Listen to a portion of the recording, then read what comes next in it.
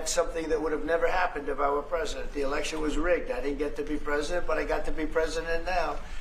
And I think it's a much more important presidency. Other than a couple of things like that, the war would have never happened. The war with Ukraine, with Putin, would have never happened, ever, not even a chance. And it didn't happen for 4 years.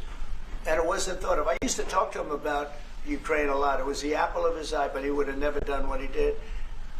And I think mistakes were made by him, but I think mistakes were made by other people.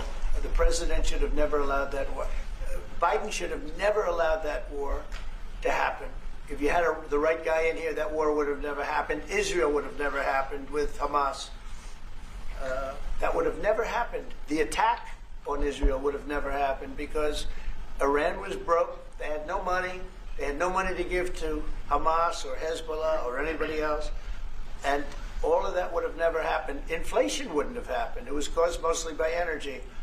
And the Biden administration messed up my great energy policy. We were down into the 190 a gallon. And it would have never happened. It was caused by energy and their bad spending on the Green New Scam and other things that they spent on.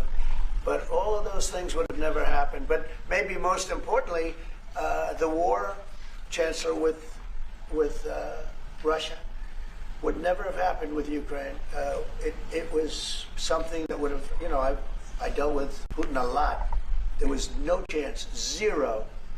And a lot of people say, how do you know? For 4 years it didn't happen. There was never a chance of it happening. And he understood the consequences. Now, it's a shame. And when you see all of those people, they came out with a report today that millions of people have died, much more than people thought. And I've been saying that for a long time. The amount of death in that war is far greater than the news has been reporting, or than, frankly, that either side has been reporting. It's a very sad thing.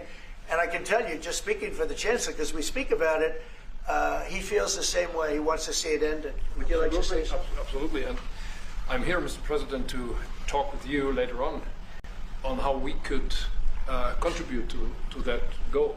And we all are looking for measures and for instruments to bring this terrible war to an end.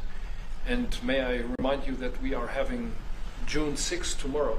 This is D-Day anniversary, when the Americans once ended a war in Europe. And I think this is in your hand in specific, in ours. That was not a pleasant day for you? No, that was not a pleasant day. This was not a great day. In the long run, Mr. President, this was the liberation of my country from Nazi